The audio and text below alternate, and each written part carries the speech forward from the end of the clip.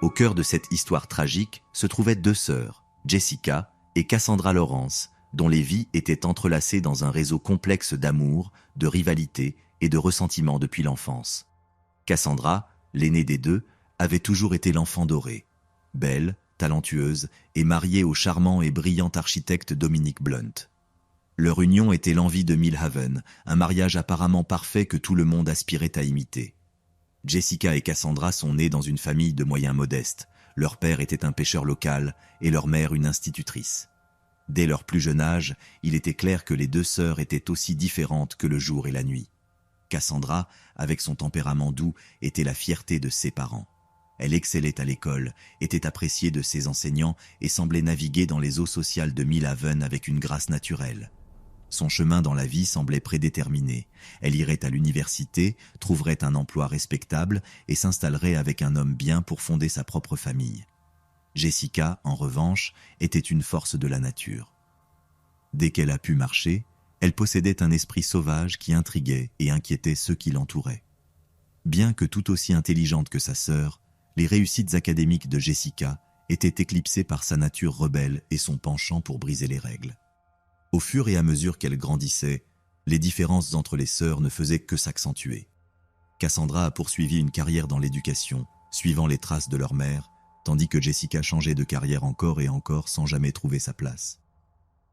C'est au cours de cette période que les tendances manipulatrices de Jessica ont commencé à émerger. Elle charmait pour se sortir des ennuis, utilisant son esprit et son attrait pour tourner les situations à son avantage. Les relations de Jessica étaient toujours intenses, mais de courte durée.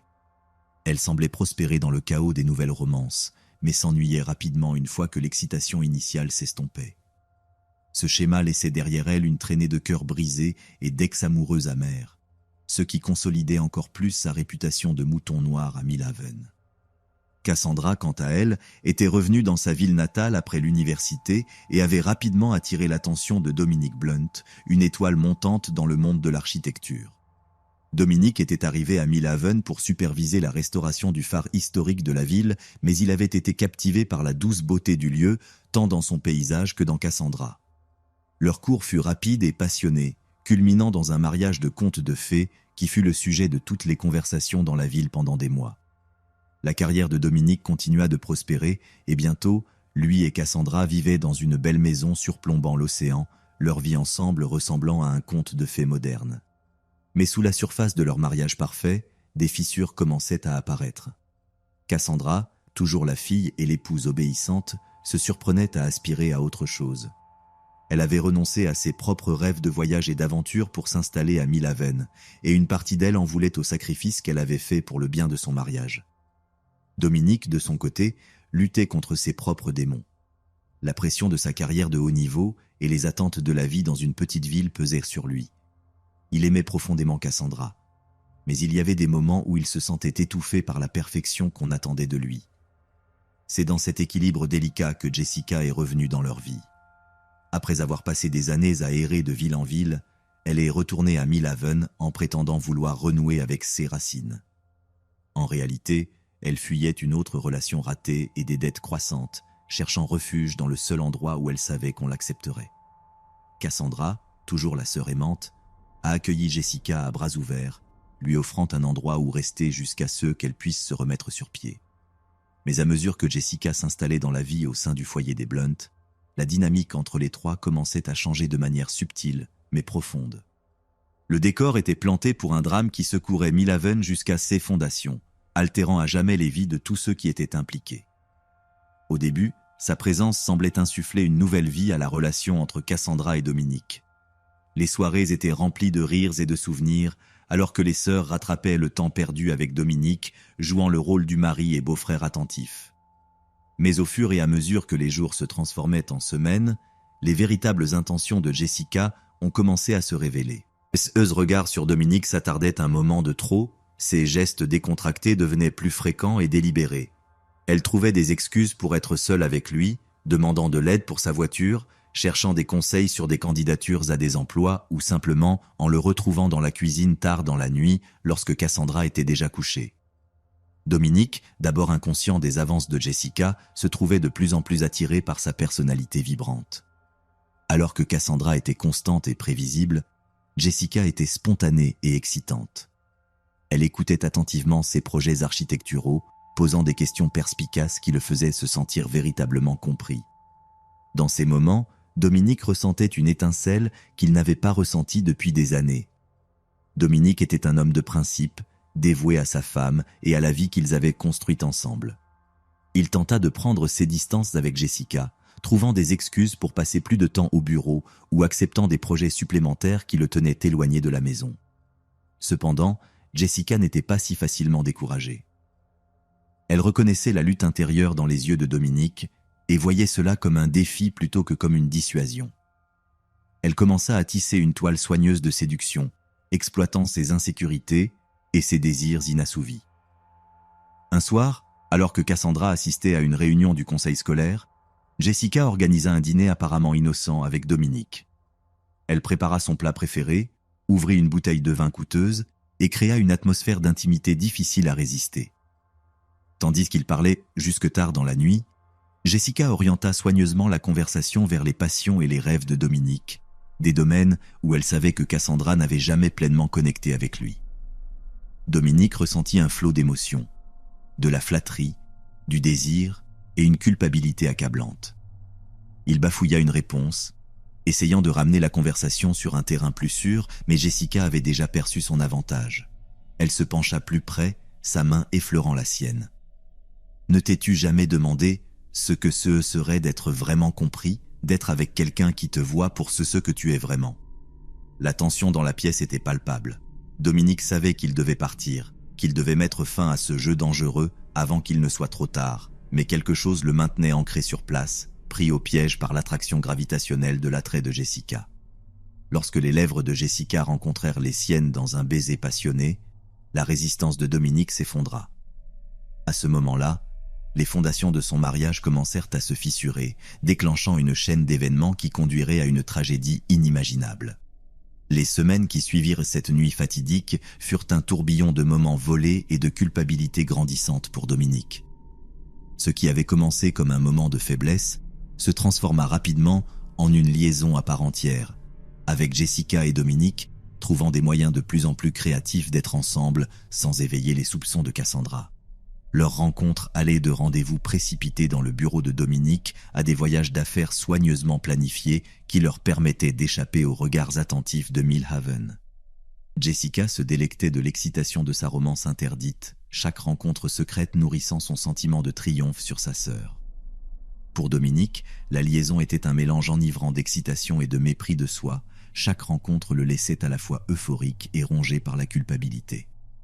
Jessica, toujours la maîtresse manipulatrice, savait exactement comment garder Dominique sous son emprise. Elle jouait le rôle de l'amante parfaite, alternant entre tentatrice passionnée et confidente vulnérable. Elle écoutait ses frustrations concernant son travail et ses ambitions insatisfaites, lui offrant la compréhension et la validation qu'il recherchait. « Je n'ai jamais rencontré quelqu'un comme toi, Dominique », lui murmurait-elle dans leurs moments intimes. « Tu mérites tellement plus que ce que cette petite ville peut t'offrir. » Ce mot était soigneusement choisi, semant des graines d'insatisfaction dans l'esprit de Dominique concernant sa vie avec Cassandra. Dominique se retrouvait de plus en plus déchiré entre ses sentiments grandissants pour Jessica et sa loyauté envers Cassandra.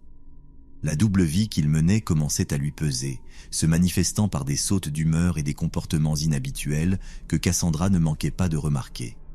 À la maison, la culpabilité de Dominique se manifestait par une alternance de distance émotionnelle et de surcompensation. Certains jours, il avait du mal à regarder Cassandra dans les yeux, tandis que d'autres jours, il la couvrait d'affection, poussé par le remords. Il se plongeait dans son travail, acceptant plus de projets que jamais, utilisant sa carrière à la fois comme échappatoire et comme excuse pour ses fréquentes absences. Jessica, quant à elle, jouait parfaitement le rôle de la belle-sœur dévouée. Elle engageait de longues conversations avec Cassandra, feignant de s'intéresser à sa vie quotidienne, tout en savourant secrètement son propre mensonge. Il y avait des moments où un éclair de culpabilité traversait le visage de Jessica, une brève reconnaissance de la douleur qu'elle causait à sa sœur, mais ces moments étaient rapidement réprimés, éclipsés par son désir pour Dominique et son profond besoin de finalement surpasser Cassandra. À mesure que leur liaison progressait, les risques qu'ils prenaient devenaient plus importants. Ils commencèrent à se rencontrer dans des lieux plus publics, leurs besoins mutuels surpassant leur prudence. Il y eut des moments de danger. Un voisin qui les surprit presque dans une étreinte, un collègue de Cassandra qui les vit dîner ensemble dans une ville voisine. Chaque découverte presque accidentelle ne faisait qu'intensifier leur relation, transformant le danger en une partie de l'attrait. Mais au fil des semaines, la tension liée à leur trahison commença à se faire sentir. Dominique, qui se sentait auparavant revigoré par la liaison, se trouvait maintenant constamment sur le fil du rasoir, rongé par la culpabilité, ce qui affectait son travail et ses relations avec ses amis et sa famille. Il commença à se demander si la passion qu'il ressentait pour Jessica valait la peine de détruire la vie qu'il avait construite avec Cassandra. Jessica, percevant la lutte interne de Dominique, redoubla d'efforts pour le maintenir impliqué. Elle devint plus exigeante quant à son temps, plus insistante dans ses déclarations d'amour. Haisseuses manipulations devinrent plus évidentes, jouant à parts égales sur la culpabilité et les désirs de Dominique. À mesure que leur liaison atteignait son apogée, ni Jessica ni Dominique ne se rendirent compte que leur château de cartes soigneusement construit était sur le point de s'effondrer. La vérité, comme cela arrive souvent, se frayait silencieusement un chemin vers la surface, prête à bouleverser la vie de tous les acteurs impliqués. Pendant que Jessica et Dominique étaient perdus dans leur romance passionnée, Cassandra rassemblait lentement les pièces d'un puzzle qu'elle n'avait jamais voulu résoudre. Au début, les changements étaient subtils. Un parfum inconnu qui s'accrochait aux vêtements de Dominique, des conversations téléphoniques murmurées qui s'arrêtèrent brusquement lorsqu'elle entrait dans la pièce, et une distance émotionnelle qui semblait grandir de jour en jour. Cassandra, toujours optimiste, attribua d'abord ces changements au stress du travail ou à une crise de la quarantaine. Elle essaya de combler le fossé grandissant entre eux, organisant des dîners romantiques et des escapades de week-end, mais fut accueillie par un enthousiasme mitigé de la part de Dominique. Sa sœur, Jessica, devint ironiquement sa confidente pendant cette période, offrant une oreille attentive et des mots de réconfort qui ne faisaient qu'enfoncer le couteau de la trahison. Mais au fil des semaines, Cassandra ne put plus ignorer la petite voix dans son esprit. Elle commença à prêter plus d'attention aux incohérences dans les histoires de Dominique concernant ses nuits tardives au bureau et ses réunions à l'extérieur de la ville. Elle remarqua la manière dont les yeux de Jessica suivaient Dominique dans la pièce, une faim à peine dissimulée dans son regard. Un après-midi, alors qu'elle faisait la lessive, Cassandra trouva une boîte d'allumettes d'un hôtel dans une ville voisine, glissée dans la poche de la veste de Dominique, un hôtel qu'elle savait ne pas être proche de ses destinations habituelles pour le travail. Cette découverte lui envoya un frisson dans le dos, et la preuve physique rendait impossible de nier ses pires craintes. Déchirée entre confronter ses soupçons et la peur de ce qu'elle pourrait découvrir, Cassandra se retrouva dans un état de constante anxiété. Elle commença à s'éloigner de ses amis et collègues, incapable de supporter l'idée de partager ses soupçons et de les rendre réels. Ces nuits étaient hantées de cauchemars, et elle se retrouvait à surveiller Dominique et Jessica comme un faucon, cherchant désespérément tout signe confirmant ou infirmant ses craintes. Dans un moment de désespoir, Cassandra envisagea même de faire appel à un détective privé, mais l'idée que des étrangers fouillent dans sa vie privée était trop difficile à supporter. À la place, elle décida de confronter Dominique et Jessica séparément, espérant que l'un d'eux céderait sous la pression et révélerait la vérité. Ce que Cassandra ignorait, c'est que sa décision de chercher la vérité allait déclencher une chaîne d'événements qui conduirait à une confrontation plus dévastatrice qu'elle n'aurait jamais pu imaginer, modifiant à jamais le cours de leur vie. Le jour du règlement de compte arriva par un après-midi orageux à la fin de l'automne. Elle avait passé la matinée à se préparer pour ce moment, répétant ce qu'elle dirait et comment elle garderait son calme face à un possible chagrin. Lorsque Dominique franchit la porte, secouant la pluie de son manteau, il fut accueilli par la vue de sa femme, debout dans la pièce, le visage figé dans une expression d'émotion à peine contenue.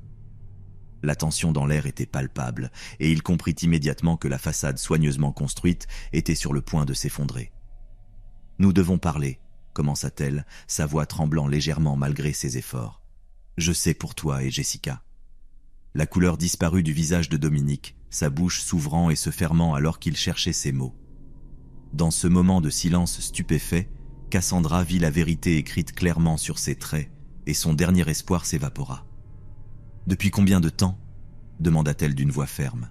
« Depuis combien de temps couches-tu avec ma sœur ?» Les épaules de Dominique s'affaissèrent de défaite, sachant qu'il n'y avait plus de raison de nier.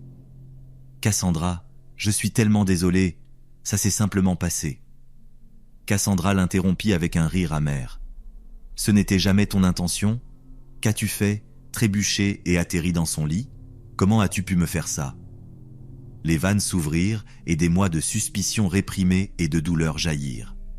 Cassandra lança des accusations et des questions à Dominique, sa voix résonnant dans toute la maison. Dominique, quant à lui, ne pouvait que rester là, encaissant sa fureur, offrant de faibles excuses qui ne faisaient rien pour arrêter la vague de colère qui montait en elle. À mesure que leur discussion atteignait un point culminant, la porte d'entrée s'ouvrit et Jessica entra, s'arrêtant net en voyant la scène devant elle. Pendant un instant, les trois restèrent figés dans un tableau de trahison et de culpabilité. « Jessica, quelle délicatesse de ta part de te joindre à nous. Nous discutions justement de ta liaison avec mon mari, » dit Cassandra, sa voix dégoulinant de sarcasme. Les yeux de Jessica passèrent rapidement de Cassandra à Dominique, son esprit cherchant frénétiquement une échappatoire à cette situation. Dominique, déchiré entre les deux sœurs, tenta d'intervenir. « S'il vous plaît, calmons-nous et parlons-en de manière rationnelle, » dit-il. Mais ces paroles ne firent que rediriger la fureur de Cassandra.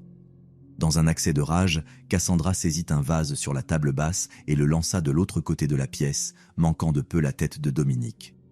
Le vase se fracassa contre le mur, le fracas soulignant ses paroles. Le bruit sembla sortir Jessica de son attitude défiante et pour la première fois, une lueur de remords traversa son visage. Dominique et Jessica échangèrent un regard de culpabilité impuissante avant de se diriger lentement vers la porte. Tandis que la porte se refermait derrière eux, Cassandra s'effondra sur le canapé, son corps secoué de sanglots. La vie qu'elle avait connue, l'avenir qu'elle avait planifié, tout s'était effondré en quelques minutes. Pendant que la tempête faisait rage dehors, l'esprit de Cassandra était un tourbillon d'émotions, colère, honte, trahison et une sensation écrasante de perte. À ce moment-là, elle prit une décision qui allait déclencher l'acte final et tragique de ce drame sordide. Le barman, un homme grisonnant nommé Hank, observait avec une inquiétude croissante, tandis que Cassandra buvait un verre après l'autre. Il avait vu sa part de clients noyant leur chagrin, mais quelque chose dans le regard sauvage de Cassandra le mettait mal à l'aise. « Un autre », exigea Cassandra, ses paroles légèrement embrouillées. Hank hésita, mais l'acier dans son regard lui fit penser qu'il valait mieux ne pas refuser. Il lui servit un autre whisky sec, jurant en silence que ce serait le dernier. À mesure que la nuit avançait, le bar se vida, laissant Cassandra seule avec ses pensées et ses boissons. L'alcool avait émoussé les bords tranchants de sa douleur, la remplaçant par une détermination amère. Vers minuit, Hank suggéra gentiment qu'il était temps pour elle de rentrer chez elle. « Vous voulez que je vous appelle un taxi, mademoiselle ?» demanda Hank. Cassandra le repoussa, fouillant dans son sac à main pour trouver les clés de sa voiture. « Je vais bien », insista-t-elle. « Je dois juste sortir d'ici. » Hank tenta de l'arrêter, mais Cassandra se dirigeait déjà en titubant vers la porte. Lorsqu'elle sortit sur le parking, Cassandra parvint à démarrer la voiture, le moteur rugissant dans la nuit tranquille. Elle quitta le parking, sa vision floue et ses réflexes dangereusement lents. La route côtière sinueuse s'étendait devant elle, un ruban d'asphalte à peine visible à la lumière de la lune. Tandis qu'elle conduisait, l'esprit de Cassandra était un chaos d'émotions. Colère face à la trahison de Dominique et Jessica, honte de ne pas avoir vu les signes plus tôt et peur de l'avenir incertain qui se profilait devant elle. L'aiguille du compteur de vitesse montait à mesure qu'elle enfonçait davantage l'accélérateur. Ce fut dans un virage particulièrement traître que le désastre se produisit. Les réflexes émoussés de Cassandra la trahirent, et elle prit le virage trop rapidement. Elle sentit la voiture commencer à déraper, les pneus crissant contre l'asphalte. Dans un moment de clarté terrifiante, elle réalisa son erreur, mais il était déjà trop tard. La rambarde céda dans un craquement de métal sinistre, et soudain, Cassandra se retrouva dans les airs. Puis, l'obscurité l'enveloppa, tandis que la voiture dégringolait du bord de la falaise, tournoyant et tournoyant vers les rochers aiguisés en contrebas. Les premiers rayons de l'aube perçaient à peine l'horizon lorsque l'officier Liam Murphy reçut l'appel. Un jogger avait aperçu une voiture en miettes au pied des falaises murmurantes, un tronçon de côte notoirement dangereux. Murphy, un vétéran de la petite force de police de Mill Haven, ressentit une sensation de terreur en se dirigeant vers la scène. Le spectacle qui l'accueillit était sombre. La voiture, une berline argentée, était presque méconnaissable, ayant été écrasée par l'impact et frappée par les vagues. Tandis que l'équipe de secours s'efforçait d'extraire le véhicule de sa position précaire, Murphy commença la tâche morose de reconstituer ce qui s'était passé. La plaque d'immatriculation de la voiture, miraculeusement encore intacte, permit d'identifier rapidement le véhicule comme appartenant à Cassandra Blunt. Murphy sentit son cœur se serrer. Il connaissait Cassandra, tout comme la plupart des gens à Mill Haven. L'idée de devoir annoncer cette nouvelle à sa famille l'accablait. À mesure que la matinée avançait et que l'ampleur de la tragédie devenait évidente, des rumeurs commencèrent à circuler dans le village. Cassandra Blunt, morte dans ce qui semblait être un accident dû à une conduite en état d'ivresse. Cela paraissait impossible, complètement hors de caractère pour la femme que tout le monde connaissait comme responsable et sensée. La détective Sarah Watson, appelée depuis la ville la plus proche pour diriger l'enquête, eut le sentiment qu'il y avait plus dans cette histoire. Son œil attentif remarqua des détails qui ne correspondaient pas tout à fait. L'absence de traces de freinage sur la route, ce qui suggérait qu'aucune tentative de freinage n'avait été faite. L'angle étrange de la trajectoire de la voiture en tombant de la falaise. Le fait que Cassandra avait bu seule, quelque chose que ses amis juraient qu'elle ne faisait jamais. Lorsque Watson arriva à la résidence des Blunt pour annoncer la nouvelle, elle fut frappée par la tension palpable dans l'air. La réaction de Dominic Blunt à la mort de sa femme semblait étrangement terne, teintée de culpabilité. Et la présence de Jessica Lawrence, la sœur de Cassandra, dans la maison à une heure si matinale, fit immédiatement naître des soupçons. Dans les jours qui suivirent à la mort de Cassandra, la détective Watson s'immergea dans l'enquête, dénouant les couches de la surface apparemment idyllique de Mill Haven pour révéler le tumulte sous-jacent. Sa première tâche fut de reconstituer les dernières heures de Cassandra, une tâche qui la mena au Rusty encore et à son barman réticent, Hank. Le récit de Hank sur l'état de Cassandra la nuit de sa mort brossait le tableau d'une femme en profonde détresse émotionnelle. « Elle buvait comme si elle n'avait plus rien à perdre », dit Hank, avec une culpabilité visible sur son visage ridé. « J'ai essayé de l'arrêter, mais elle ne m'a pas écouté. » Ce témoignage contrastait fortement avec tout ce que Watson avait entendu sur Cassandra de la part de ses amis et collègues. La femme qu'il décrivait était prudente, responsable, pas du genre à boire à l'excès puis à prendre le volant. Les soupçons de la détective se renforcèrent. Watson se concentra alors sur Dominic Blunt et Jessica Lawrence. Leur comportement depuis la mort de Cassandra avait été, pour le moins, étrange. Au lieu de pleurer séparément, ils semblaient se soutenir mutuellement, leurs interactions marquées par des regards significatifs et des conversations à voix basse qui cessaient brusquement lorsque quelqu'un approchait. Un progrès majeur survint lorsque Watson interrogea la meilleure amie de Cassandra, Olivia Chen. Au début, Olivia était réticente à parler en mal des morts ou à causer davantage de douleur à la famille, mais à mesure que Watson la pressait doucement, les confidences affluèrent. « Cassandra me l'a avoué quelques jours avant que ça n'arrive », avoua Olivia, la voix tremblante. Elle soupçonnait que Dominic avait une liaison avec Jessica. Cette révélation apporta une nouvelle perspective à l'affaire. Watson chercha immédiatement à corroborer cette information, enquêtant davantage sur les activités récentes de Dominic et Jessica. Les relevés bancaires révélèrent des transactions suspectes, des réservations d'hôtels, des cadeaux coûteux correspondant au moment où Dominic prétendait être en voyage d'affaires. À mesure que les preuves s'accumulaient, Watson fit venir Dominic et Jessica pour des entretiens séparés. Sous l'interrogatoire implacable de la détective, leurs alibis soigneusement construits commencèrent à se fissurer. Ce fut Jessica qui craqua la première. « Oui, nous avions une liaison », avoua-t-elle, les larmes coulant sur son visage.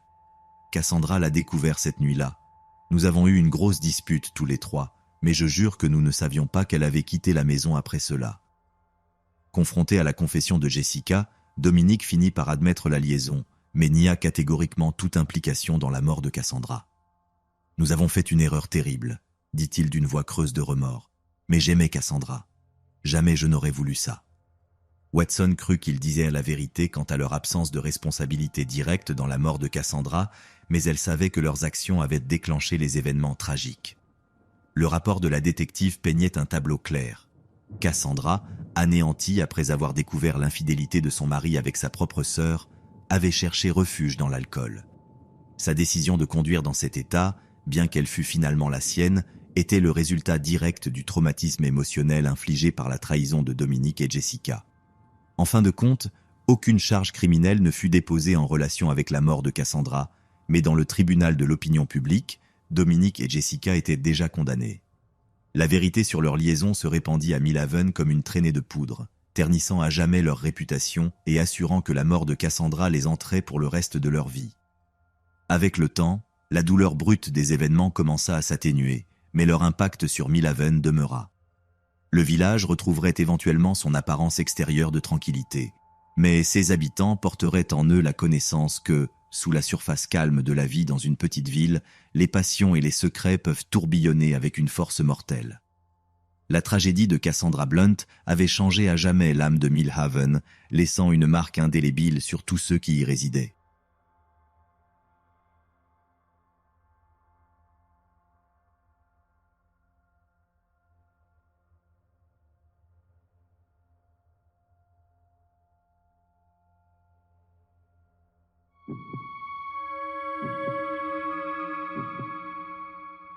Michael Anderson, un ingénieur en informatique de 32 ans, et Olivia Hartley, une institutrice de 28 ans, venaient tout juste d'échanger leurs vœux lors d'une somptueuse cérémonie à l'iconique Mission Basilique de Carmel.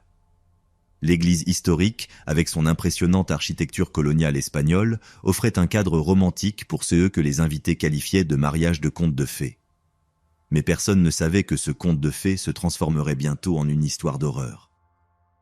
Alors que le soleil se couchait sur l'océan Pacifique, projetant une lueur dorée sur la réception au prestigieux Carmel Valley Ranch, les invités dansaient et portaient des toasts au bonheur des jeunes mariés.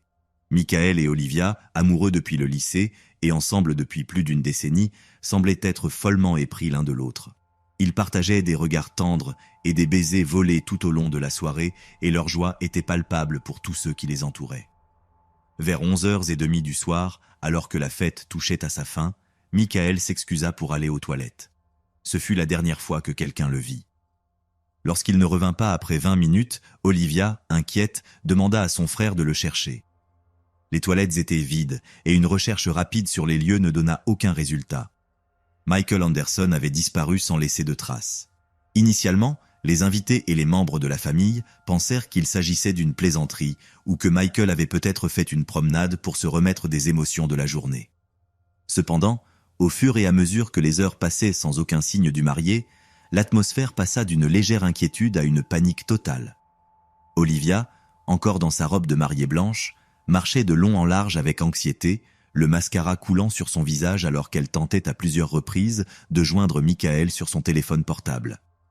À 3h du matin, et sans nouvelles de Michael, Olivia prit la difficile décision de contacter le bureau du shérif du comté de Monterey.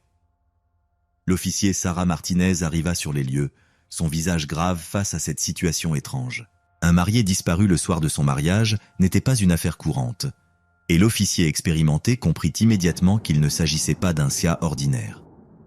Les jours suivants virent le lancement d'une vaste opération de recherche à Carmel et dans les zones environnantes. Des équipes de recherche et de sauvetage ratissèrent les plages voisines et les sentiers de montagne. Des plongeurs explorèrent les eaux côtières, redoutant le pire. Des affiches avec la photo et la description de Michael furent placardées dans toute la ville, et les stations d'information locales diffusèrent des mises à jour constantes sur l'affaire. À mesure que l'enquête avançait, le détective James Reeves, un enquêteur chevronné du bureau du shérif du comté de Monterey, commença à creuser dans les antécédents du couple. En surface, Michael et Olivia semblaient avoir une relation parfaite. Tous deux étaient très appréciés dans leur communauté, actifs dans des organisations caritatives locales, et selon tous les témoignages, ils étaient profondément dévoués l'un à l'autre. Cependant, comme Reeves ne tarda pas à le découvrir, derrière cette façade impeccable se cachait un réseau de secrets et de mensonges qui surprendrait même l'enquêteur le plus endurci. La première fissure dans la façade apparut lorsque Reeves interrogea le meilleur ami et témoin de Michael, Ryan Thompson. Visiblement mal à l'aise, Ryan révéla que Michael lui avait confié quelques jours avant le mariage qu'il avait découvert quelque chose de troublant au sujet du passé d'Olivia et qu'il envisageait d'annuler le mariage. Ryan ne connaissait pas les détails, seulement que Michael était profondément préoccupé et tiraillé. Cette révélation apporta un nouvel éclairage sur l'affaire. La disparition de Michael était-elle volontaire? Avait-il eu peur et décidé de fuir? Ou y avait-il quelque chose de plus sinistre en jeu? Le détective Reeves savait qu'il devait enquêter de plus près sur la mariée, Olivia Hartley. En surface, Olivia était l'image même d'une jeune mariée éplorée. Elle apparaissait accablée de douleur lors des interviews, suppliant pour le retour en toute sécurité de Michael. Sa douleur semblait authentique, ce qui suscitait la sympathie de la communauté et des médias. Cependant, à mesure que l'enquête s'approfondissait, des incohérences commencèrent à apparaître dans son récit. La percée survint lorsque les détectives découvrirent des relevés financiers montrant des transferts importants d'argent depuis les comptes de Michael dans les semaines précédant le mariage. Les transactions étaient autorisées avec les identifiants de Michael, mais le moment et les montants étaient suspects. Lorsque cette information fut confrontée à Olivia, elle plaida l'ignorance, affirmant que Michael gérait toutes leurs finances. Alors que les détectives fouillaient plus profondément dans le passé d'Olivia, ils firent une découverte surprenante. Olivia Hartley n'était pas celle qu'elle prétendait être. Une analyse des empreintes digitales révéla qu'elle était en réalité Sarah Blackwood, une femme déclarée disparue de son domicile à Portland, dans l'Oregon, il y a plus d'une décennie. La révélation provoqua un choc dans la communauté. Comment la chère institutrice, connue pour sa gentillesse et son dévouement envers ses élèves, pouvait-elle vivre sous une fausse identité? La réponse, comme les enquêteurs ne tardèrent pas à le découvrir, résidait dans une sombre et tortueuse histoire de tromperie qui s'étendait sur des années. Sarah Blackwood avait grandi dans un foyer troublé à Portland, où son père, un homme d'affaires influent, avait été émotionnellement et physiquement abusif. À 18 ans, Sarah disparut, laissant une note affirmant qu'elle ne pouvait plus supporter les abus. L'affaire resta non résolue et l'on supposa que Sarah Blackwood était morte. Mais Sarah n'était pas morte. Elle s'était réinventée en Olivia Hartley, s'installant en Californie et construisant minutieusement une nouvelle identité. Elle avait rencontré Michael Anderson à l'université et, au fil des ans, avait tissé un réseau complexe de mensonges pour cacher sa véritable identité. La question était maintenant, Michael avait-il découvert la vérité sur sa fiancée? Et si oui, qu'est-il advenu de lui? À mesure que l'enquête progressait, des détails encore plus troublants émergèrent. L'analyse médico-légale de l'ordinateur partagé du couple révéla que quelqu'un avait cherché des moyens de disparaître sans laisser de traces dans les semaines précédant le mariage. Les recherches avaient été supprimées, mais les experts en cybersécurité purent récupérer les données. De plus, les caméras de surveillance d'une station-service à la périphérie de Carmel captèrent une femme correspondant à la description d'Olivia en train d'acheter un téléphone portable prépayé et une grande quantité de liquide la veille du mariage. Lorsqu'elle fut confrontée à cette preuve, Olivia s'effondra, admettant qu'elle vivait effectivement sous une fausse identité. Cependant, elle nia fermement toute implication dans la disparition de Michael. En larmes, elle expliqua qu'elle avait prévu de dire la vérité à Michael après le mariage. Elle affirma qu'elle l'aimait vraiment et qu'elle avait eu peur de le perdre s'il découvrait son passé. Alors que les jours se transformaient en semaines et les semaines en mois, l'affaire du marié disparu continua de dérouter les enquêteurs. Malgré des recherches exhaustives et de nombreux interrogatoires, aucune trace de Michael Anderson ne fut retrouvée. La communauté de Carmel by the Sea, autrefois connue pour son charme idyllique, se retrouva au centre d'une frénésie médiatique nationale. Les théories abondaient. Certains croyaient que Michael avait découvert la véritable identité d'Olivia et s'était enfui, incapable de faire face à la trahison. D'autres spéculaient qu'Olivia, craignant d'être démasquée, avait orchestré d'une manière ou d'une autre la disparition de Michael. Les théories les plus sinistres suggéraient que Michael avait été assassiné et que son corps était caché quelque part dans le vaste désert entourant Carmel. L'affaire prit un tournant inattendu 6 mois après le malheureux mariage. À Big Sur, à environ 50 km au sud de Carmel, un randonneur trébucha sur un sac à dos usé caché dans une zone reculée du sentier Boronda. À l'intérieur du sac se trouvaient des vêtements pour hommes, une grande somme d'argent liquide et un passeport appartenant à Michael Anderson. Cette découverte relança l'enquête. Les équipes de recherche ratissèrent à nouveau le terrain accidenté de Big Sur dans l'espoir de trouver une quelconque trace de Michael. Des chiens de recherche furent amenés, mais aucun reste humain ne fut découvert. L'emplacement du sac à dos, cependant, suggérait que Michael était arrivé jusque-là de son propre chef. L'analyse médico-légale du sac et de son contenu souleva plus de questions que de réponses. Bien que le passeport et les vêtements appartenaient sans aucun doute à Michael, aucune empreinte digitale ni aucune preuve ADN ne permettait de confirmer si c'était bien Michael qui avait déposé le sac à dos. L'argent liquide à l'intérieur s'élevait à plus de 50 000 $, ce qui amena les enquêteurs à croire que Michael avait planifié sa disparition. À mesure que l'enquête se poursuivait, les détectives découvrirent plus de détails sur la vie passée d'Olivia en tant que Sarah Blackwood. Ils apprirent que son père, Robert Blackwood, était mort dans des circonstances suspectes seulement quelques mois avant la disparition de Sarah. Bien que cela ait officiellement été catalogué comme un accident, il y avait des rumeurs de malversation. Sarah aurait-elle pu être impliquée dans la mort de son père?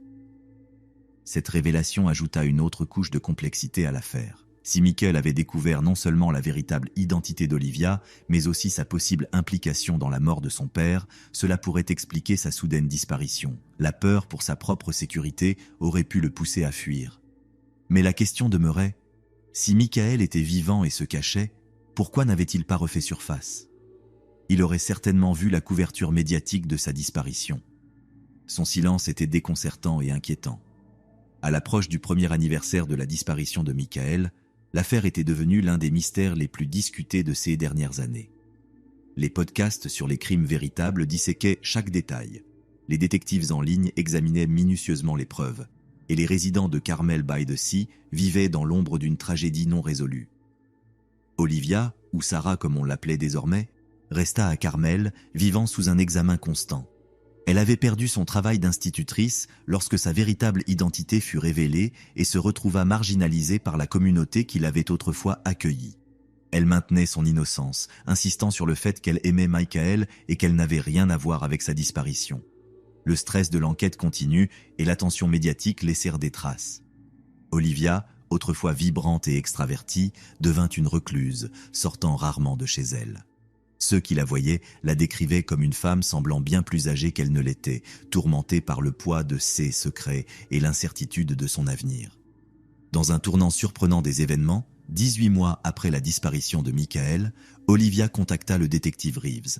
Elle affirma avoir souvenance de quelque chose qui pourrait être crucial pour l'enquête.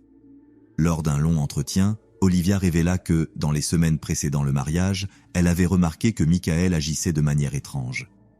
Il passait des appels téléphoniques en secret et semblait distrait et anxieux. Cette révélation poussa les enquêteurs à examiner les relevés téléphoniques de Michael avant sa disparition. Ils découvrirent une série d'appels vers un numéro au Mexique. En traçant le numéro, ils découvrirent qu'il appartenait à un petit hôtel en bord de mer à Tulum, une destination touristique prisée sur la péninsule du Yucatan.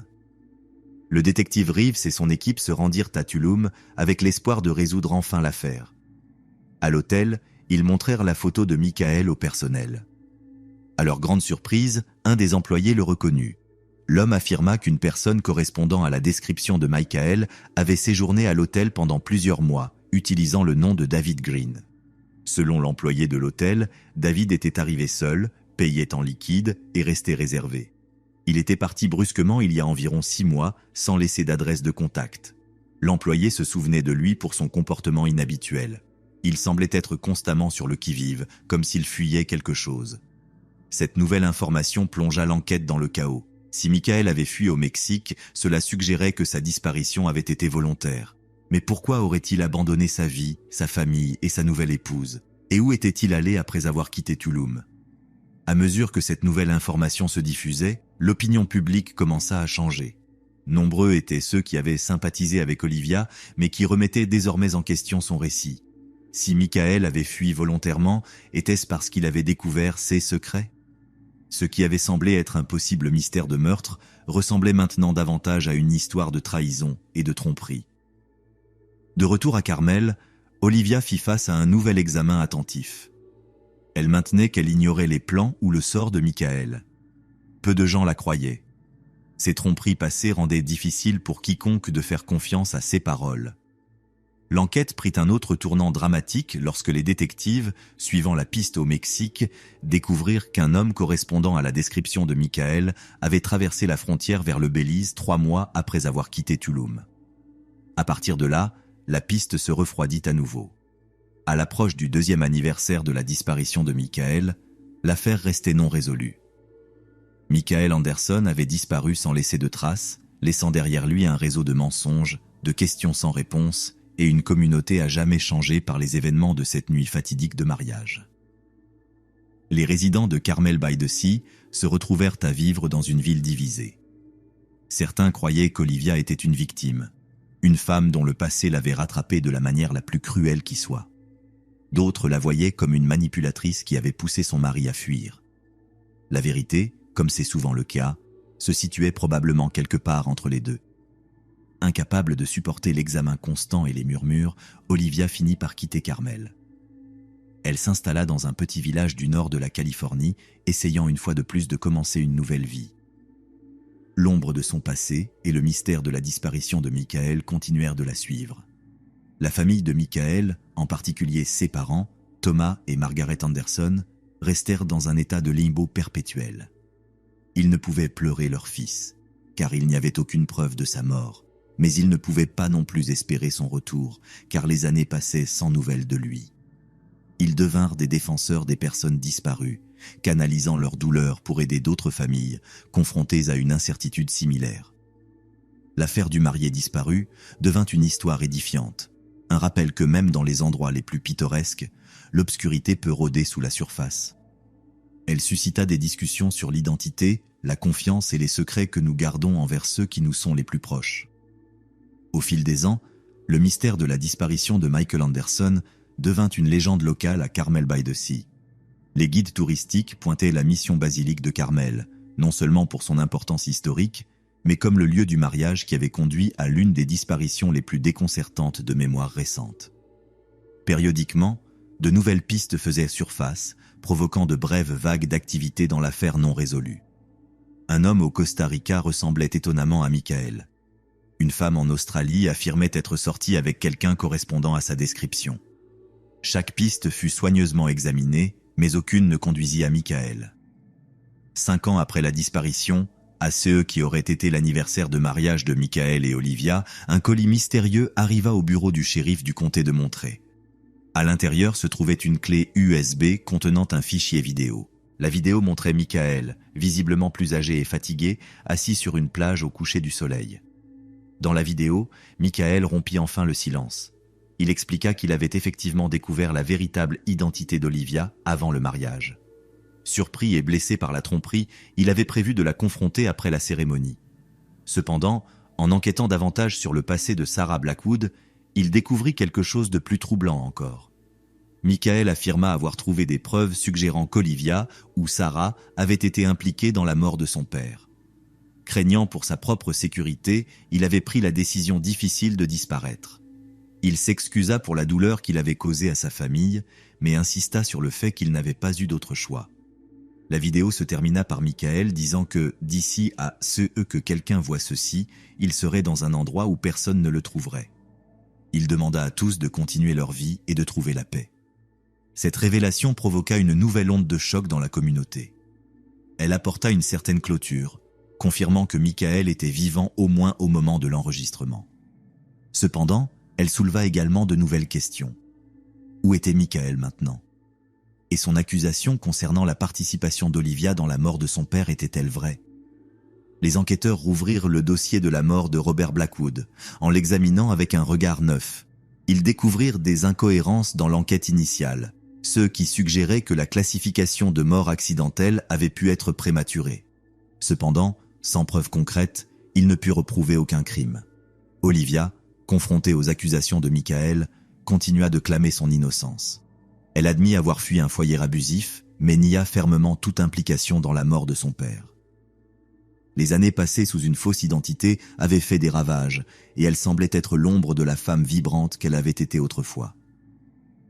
À mesure que l'affaire s'estompait à nouveau des gros titres, les résidents de Carmel by the Sea restèrent à réfléchir sur la nature de la vérité, de l'identité et des secrets que nous portons tous en nous. Le charmant village, avec ses cottages pittoresques et ses vues imprenables, resterait à jamais associé à un mystère qui défiait les réponses simples. L'histoire de Michael et Olivia devint une légende moderne, une histoire d'amour, de trahison et de jusqu'où une personne peut aller pour échapper à son passé. Elle servit de rappel que parfois, les secrets les plus choquants sont ceux cachés derrière la façade de la normalité.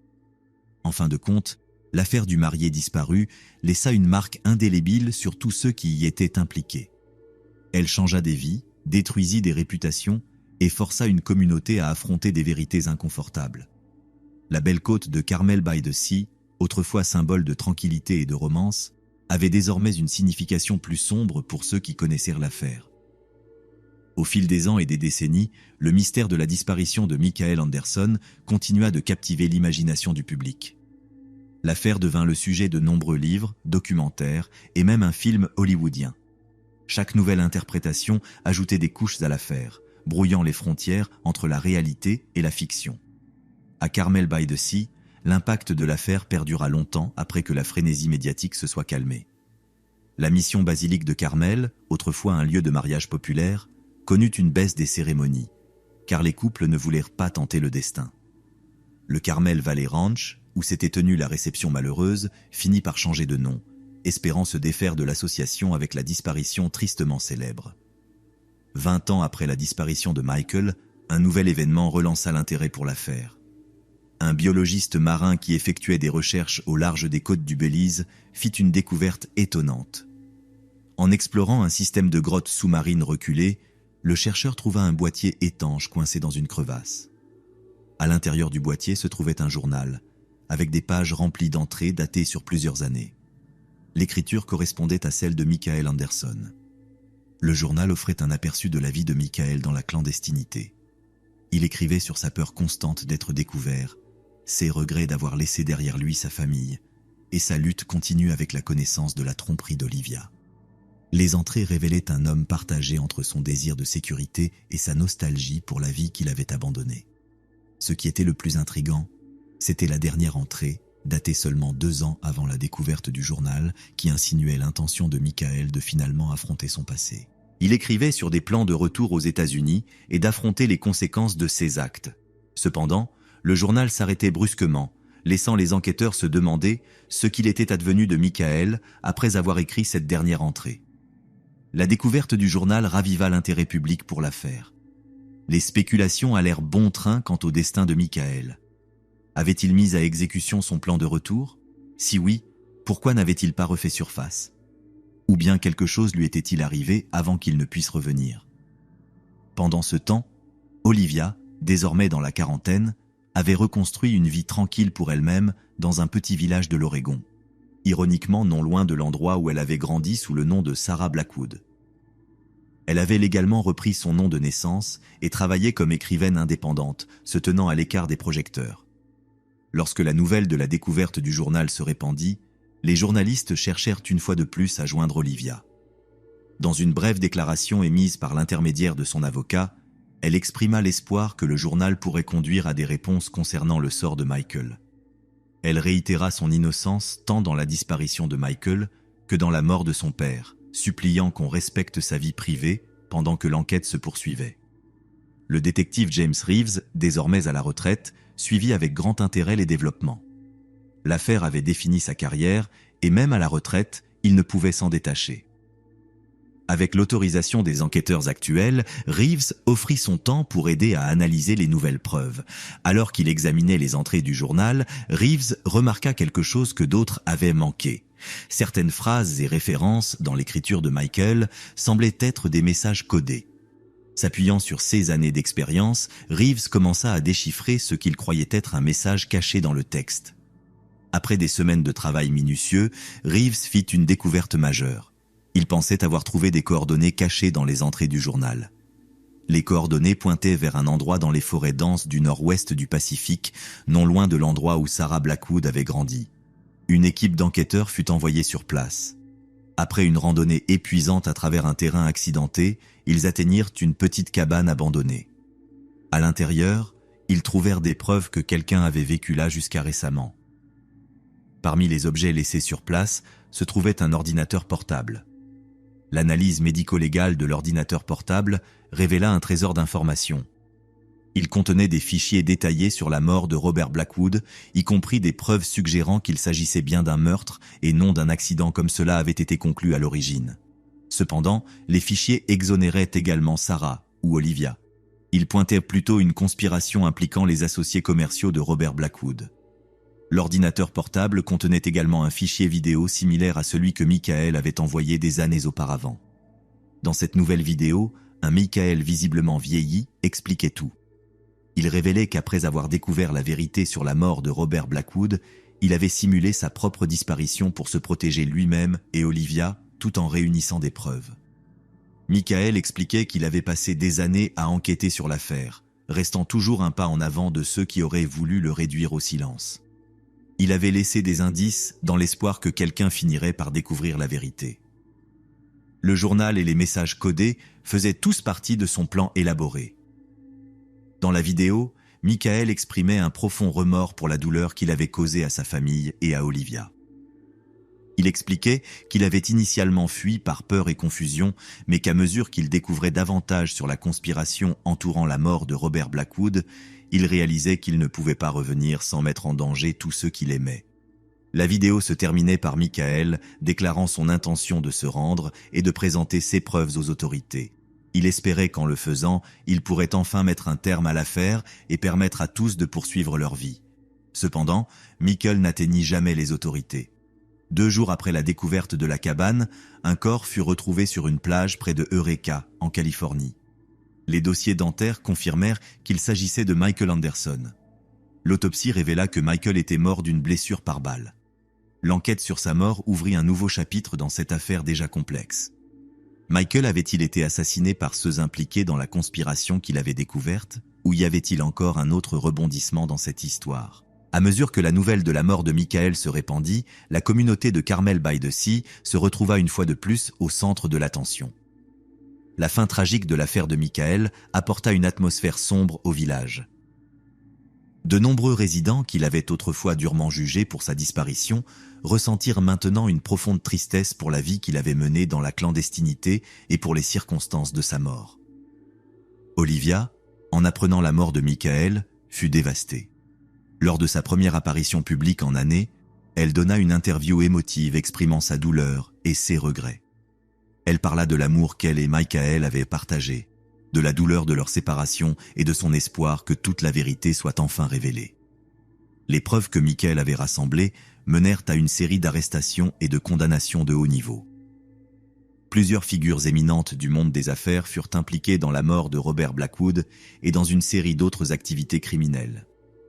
L'affaire provoqua un choc dans le monde corporatif et mena à des appels pour une plus grande surveillance et transparence dans les pratiques commerciales. Quant à Olivia, elle fut finalement exonérée de toute faute dans la mort de son père. La révélation qu'elle avait été une victime plutôt qu'une coupable entraîna un changement dans l'opinion publique. Beaucoup de ceux qui l'avaient vilipendée pendant des années la voyaient désormais sous un jour nouveau, comme une femme qui avait souffert énormément en raison de circonstances qui échappaient à son contrôle. À la suite de ces révélations, Olivia décida d'honorer la mémoire de Michael en créant une fondation en son nom. La fondation Michael Anderson pour la vérité et la justice visait à aider les personnes faussement accusées ou victimes de crimes corporatifs. À travers ce travail, Olivia trouva une mesure de paix et de but. L'affaire de Michael et Olivia devint plus qu'une affaire criminelle sensationnelle. Elle évolua en une histoire édifiante sur les dangers de la tromperie, les conséquences de l'avidité corporative et la résilience de l'esprit humain. Elle suscita des conversations importantes sur l'identité, la confiance et la nature de la vérité dans le monde moderne. À Carmel by the Sea, la vie reprit progressivement son cours, bien que le village soit à jamais marqué par les événements qui s'y étaient déroulés. L'affaire devint une partie de l'histoire du village, une histoire racontée aux visiteurs et transmise de génération en génération. Au fil des ans, l'histoire, autrefois choquante, du marié disparu se transforma en légende. Une affaire qui encapsulait les complexités de la nature humaine et les rebondissements imprévisibles du destin. Elle servit de rappel que parfois, la vérité est plus étrange que la fiction et que, même dans les décors les plus idylliques, l'obscurité peut se cacher sous la surface. Les plages de Carmel, avec leurs sables dorés et leurs vagues déferlantes, continuèrent d'attirer des visiteurs du monde entier. Mais pour ceux qui connaissèrent l'affaire, le paysage pittoresque avait une signification plus profonde. Il représentait un témoignage du mystère durable du cœur humain et des secrets que nous portons tous en nous. En fin de compte, l'affaire de Michael Anderson et Olivia Hartley resta un rappel poignant du pouvoir de l'amour, du poids des secrets et des formes inattendues que peuvent prendre les décisions qui changent nos vies pour toujours. Leur histoire, avec tous ses rebondissements, se transforma en une épopée moderne de l'amour et de la perte, de la tromperie et de la rédemption, qui serait encore remémorée bien longtemps après que les protagonistes aient disparu. Alors que le soleil se couchait sur Carmel by the Sea, projetant de longues ombres sur la plage où Michael et Olivia avaient autrefois marché main dans la main, le village se plongea dans une paix tranquille. Le mystère qu'il avait défini pendant si longtemps avait finalement été résolu, mais son héritage persisterait, un rappel inquiétant de la fine ligne entre la vérité et la tromperie, et du pouvoir durable d'un amour qui avait défié toutes les attentes. Merci de nous avoir accompagnés dans ce voyage captivant au cœur de l'affaire mystérieuse du marié disparu. Nous espérons que ce cas a capté votre imagination et éveillé votre curiosité sur les complexités de la nature humaine et les rebondissements imprévisibles du destin. Nous vous remercions pour votre temps et votre attention, et nous sommes reconnaissants de votre intérêt pour nos récits de crimes véritables. Votre soutien nous motive à continuer de raconter des histoires fascinantes qui explorent les côtés sombres de l'expérience humaine, tout en mettant également en lumière la résilience et la quête de vérité. Rappelez-vous que derrière chaque titre sensationnaliste se cache un réseau complexe d'émotions, de motivations et de circonstances humaines. Comme nous l'avons vu dans l'affaire de Michael et Olivia, la vérité est souvent plus complexe et surprenante que ce que l'on pourrait initialement supposer. Nous espérons vous retrouver bientôt pour d'autres histoires intrigantes dans nos prochaines vidéos. Il y a d'innombrables histoires non racontées qui n'attendent qu'à être explorées, chacune offrant des perspectives uniques sur la condition humaine.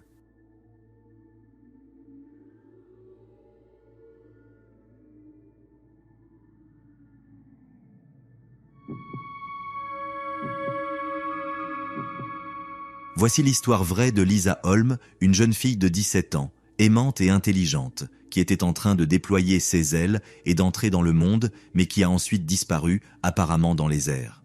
Mais, sans ennemis et dans un endroit sûr, où Lisa aurait-elle pu aller? Lisa Holm est née le 7 février 1998. Elle a grandi dans le petit et pittoresque village de Skövde, en Suède, avec sa famille. Lisa était une personne gentille et attentionnée qui aimait les animaux, écouter de la musique et passer du temps avec ses amis. La mère de Lisa, Lena Holm, a décrit sa fille comme une fille incroyable avec un cœur en or. Elle était toujours là pour ses amis et sa famille et avait beaucoup de projets pour l'avenir. Et en effet, elle venait de terminer ses études secondaires et avait accepté un nouvel emploi dans un café à Blomberg. Cela se trouvait à seulement 45 minutes en voiture de sa ville natale. Blomberg est un petit village dans une zone rurale à l'est de Göteborg. Ce n'était qu'un travail temporaire, un emploi d'été avant qu'elle ne commence à étudier les sciences sociales. En cadeau pour sa remise de diplôme et pour lui faciliter l'accès à son nouvel emploi, son père lui avait acheté un cyclomoteur pour lui donner un peu d'indépendance. Le monde s'ouvrait pour la jeune Lisa de 17 ans. Je me souviens d'avoir eu cet âge, et c'est vraiment le moment le plus excitant que vous aurez. Pendant 2 semaines, Lisa et son père avaient voyagé en aller-retour pour ses quarts de travail au café. Son père voyageait avec elle pour qu'elle prenne confiance avec le cyclomoteur. Elle était novice avec le cyclomoteur et le trajet n'était pas le plus rapide, mais maintenant elle était prête. Le dimanche 7 juin 2015, Lisa est partie pour son travail seule pour la première fois. Lisa avait le quart de fermeture. Elle est arrivée avec beaucoup de temps d'avance, un trajet réussi. Son quart de travail s'est déroulé comme prévu. Elle a ri avec les clients, discuté avec ses collègues, mais en général, la journée s'est déroulée sans incident. Lisa et ses collègues ont commencé à fermer. Il était environ 6 heures du soir, et à 6h23, elle a envoyé un message à son père pour lui dire qu'elle quittait le café et qu'elle serait bientôt à la maison. Une journée réussie en tant que jeune indépendante. Peu de temps après, elle a appelé son père, mais cela semblait être un appel accidentel, un pocket dial. Il pouvait entendre les conversations joyeuses de ses collègues. C'était positif, elle était heureuse, il n'y avait rien d'étrange. Mais, sans que son père ne le sache, ce serait la dernière fois qu'il entendrait sa voix. Le voyage du café à la maison de Lisa aurait dû prendre environ 40 ou 45 minutes. Mais à 7h30 du soir, elle n'était toujours pas arrivée chez elle. Ses parents ont essayé de l'appeler. Mais cela allait directement à la messagerie vocale à plusieurs reprises. Ils sont devenus de plus en plus anxieux. Alors son père a conduit le long de la route qu'elle avait prise. Il a vérifié chaque fossé au bord de la route, craignant qu'elle n'ait eu un accident. Cependant, il n'y avait aucun signe d'elle. Lorsqu'il est arrivé au café et qu'il a vu le cyclomoteur à l'extérieur, il a ressenti un immense soulagement pendant un moment. Mais ce moment a été de courte durée, car en s'approchant, il a vu les clés dans le contact. Le soulagement a été cruellement arraché et remplacé par une peur grandissante. Lisa était censée, elle n'aurait pas laissé les clés dans le cyclomoteur et serait partie. Après avoir cherché dans le café et les environs sans succès, le père de Lisa a appelé la police, qui a lancé une enquête préliminaire. Lorsque la police est arrivée au café, elle a fouillé la zone à la recherche de tout signe de la jeune fille disparue. Toute personne connaissant Lisa savait qu'ils étaient confrontés à un cas d'enlèvement et non à une fugue. Avec l'aide d'un chien policier, ils ont fouillé les environs, y compris une grange frappante qui se trouvait de l'autre côté de la rue du café, mais ils n'ont rien trouvé. Ils ont frappé aux portes pour demander aux résidents locaux toute information qui pourrait les aider. La recherche s'est poursuivie toute la nuit, jusqu'au matin du lundi 8 juin, mais en vain. Le matin, ils ont publié un communiqué indiquant que l'adolescente avait disparu. Ils ont choisi de ne pas révéler le nom de Lisa, gardant l'information, mais ils pensaient avoir donné suffisamment d'informations pour aider l'enquête. En même temps, la police a fait une découverte terrifiante. Un gant de cyclomoteur avait été trouvé dans la grange en face du café. Il a été confirmé qu'il appartenait à Lisa. C'était la même grange que la police et les chiens de recherche avaient fouillé la nuit précédente. Curieusement, rien n'avait été trouvé lors de ces premières fouilles. Le gant avait été remis à la police par le propriétaire de la ferme de Blomberg. Il a dit qu'il avait été trouvé par les ouvriers agricoles qui étaient entrés dans la grange pour commencer leur travail ce matin-là. Malheureusement, la chaîne de possession du gant n'était pas complètement fiable, ce qui invalidait essentiellement toute preuve médico-légale qui aurait pu en être tirée. Mais la découverte du gant a changé le cours de l'enquête. L'enquête a été mise à jour en conséquence, ce qui a permis aux autorités d'utiliser toutes les ressources disponibles.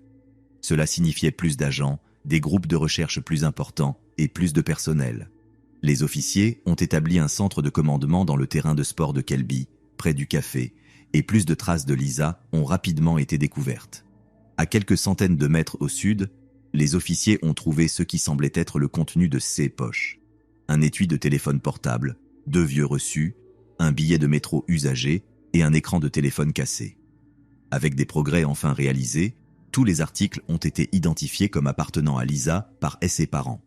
Ces articles ont été trouvés sur un petit chemin de gravier, en dehors des chemins habituels. Si vous n'étiez pas un local, vous ne sauriez probablement même pas que ce chemin existait. La découverte de l'écran de téléphone cassé a confirmé les pires craintes de la police. L'une des premières étapes a été de retracer les mouvements de l'adolescente en utilisant son téléphone portable. Mais lorsqu'ils triangulèrent son téléphone le jour de sa disparition, il se retrouvait dans une impasse. La dernière position connue de Lisa était au café, mais il n'y avait eu aucune activité après son départ. Cela a indiqué aux enquêteurs que peut-être on lui avait dit d'éteindre son téléphone ou, ce qui était plus inquiétant, qu'on lui avait pris pour le détruire. Avec l'écran cassé trouvé, les choses ne s'annoncèrent pas bien. Ils ont interrogé la famille, les amis et 2 collègues de travail de Lisa, mais aucune nouvelle piste n'a été trouvée. Lisa n'était qu'une fille normale de 17 ans d'un petit village. Il n'y avait tout simplement personne que quelqu'un aurait pu imaginer vouloir lui faire du mal. Le lendemain, mardi 9 juin, plus de preuves ont été trouvées. Son permis de conduire et les clés de sa maison, mais toujours aucun signe de Lisa et aucune indication de l'endroit où elle pourrait se trouver. Les équipes de recherche ont vidé des puits, parcouru des bâtiments et traversé des terrains agricoles dans l'espoir de trouver quelque chose qui les orienterait dans la bonne direction. Mais le temps s'écoulait rapidement. Les chances de ramener quelqu'un à la maison sain et sauf diminuaient exponentiellement au fur et à mesure que les jours passaient. La police et la famille ont pris la décision de révéler l'identité de Lisa au public le mercredi 10 juin. Après cette conférence de presse, près de 1000 personnes sont venues de toute la Suède pour aider à la recherche. À ce jour, cette opération de recherche pour Lisa est la plus grande que la Suède ait jamais vue. Avec la main-d'œuvre supplémentaire, les groupes de recherche ont commencé à examiner des lieux qu'ils avaient déjà fouillés. L'un de ces endroits était la grange. Lors d'une autre fouille dans la grange, les enquêteurs ont trouvé l'une des boucles d'oreilles de Lisa près de l'entrée.